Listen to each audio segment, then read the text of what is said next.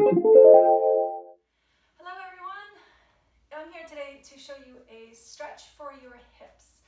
So a lot of us have tightness around the hips. Hips can move 360 degrees, so there are a lot of muscles all the way around, and some of them always get tight, it feels. So we're going to try and open them up, and when your hips are more flexible and they can move better, then your spine also feels better, right? So sometimes we have maybe low back pain, and the reason is not the spine itself, but the reason could be the tightness in your hips. So I'll show you the stretch. It's called the square. You might know it from yoga. It's sometimes called fire log pose or double pigeon. Also from yin yoga, that's I think where it's called square. And I like to just grab, I don't care about the discipline, I'd like to grab any exercises that I find anywhere that are actually helpful, right? Because ultimately there's just human movement and there's only so many ways that we can move. Okay, so we're gonna start basically in a cross-legged position. You know that. And how it's different, the square is different from cross-legged by crossing further over. So this looks more like a triangle. And now we're gonna move our feet more to the opposite sides of the mat. And now your legs are more in a square. It's not a perfect square still, your hips might still be narrower than your knees, but it's more towards the square. And then if you look at my feet, you see how I'm sort of on a kickstand on the outer edges of my feet. I'd like you to do that as well, instead of pointing your toes away from you and then relaxing on the outer edge of or in the outer ankle, I should say, right? So try and pull your toes back, create that little kickstand with your feet. That's important. First of all, it stabilizes the ankle, but it also stabilizes and protects your knee. In this position, there's a lot of strain on the outside of the knee because of gravity, especially if your knees are like way up there. So that's a good point. If your knees are way up here, don't despair. It's okay. I started like that as well. Over time, your knees will sink down to the floor. So if you need to lean back, right? If your knees are way up here, if you need to lean back, that's okay. And then just try to allow the knees to relax down over time. By the way, hold this for a long, long time. So the whole time while I'm talking, you're in this position, hold it with me, right? If you can. But hold it at a intensity that's doable for you. Don't kill yourself. Okay, so if this is doable and you want more stretch, then you can rest your forearms on your knees, which drops them further down, so the stretch will get a little bit more intense.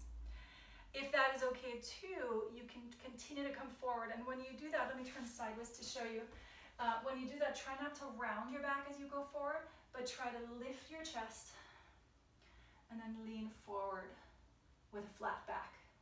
And then you're gonna feel the stretch either here on the outside of the hips here. You might also feel something more towards the back, hamstring side. And if possible, then you could even drop your elbows down in front of you. And again, try to hold this for a long, long time. If you can hold it up to 5 minutes, you'll really feel your muscles starting to loosen and to lengthen. Now, if sitting like this is really uncomfortable because your hips are very, very tight, that's just a sign that you need the stretch, but you need to make it more doable, a little bit easier. So why don't you grab a pillow and sit on the pillow? So now your pelvis is elevated, and that'll make it easier for you to lean forward. So it's a lot easier on my back. I feel less strain on my back to come forward. Good, and then we have to do this on the other side. So if you had, I'm gonna turn forward again. If you had your right leg forward, now you're gonna bring your left leg forward. Okay, and then you find whichever position works for you. Forearms down onto your knees, or elbows down in front of you. I'm like, not quite there. If I hold it a little longer, maybe. And then I wanna show you one more way to make this even harder. Some of us have very open hips.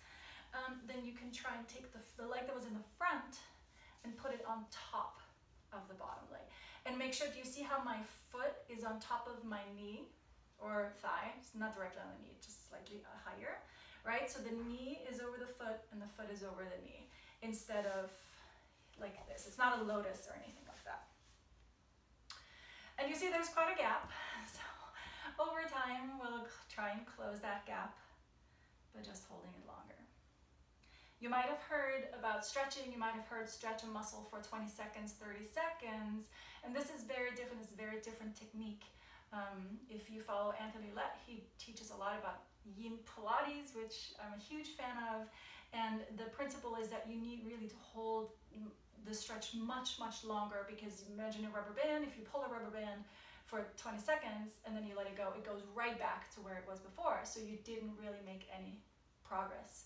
But if you wrap a rubber band around 20 pencils and you leave it in a drawer for a year, then that rubber band will not go back to where it was, right? So we need more time in the stretch to actually make a difference. So this is nice and relaxing.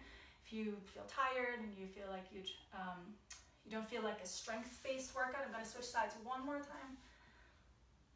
If you don't feel like you have the energy for a strength-based workout, then this could be a great way to still get some movement in, to still improve your body, but do it in a gentler way. And right, some of us don't enjoy stretching as much as strength-based. So it could be a way to still feel like you're doing something beneficial for your body. Right, and then to finish up, just stretch your legs out and shake them out. It might be quite intense. Even the coming out of it might be quite hard. That's okay. Just, stand up, walk around a little bit, shake it out. And I hope you enjoyed that stretch, the square. Thank you so much for watching. If you enjoyed this, please give it a thumbs up. Subscribe if you haven't already. And if you'd like to see more cool information, head over to PilatesEncyclopedia.com. I'll see you next time.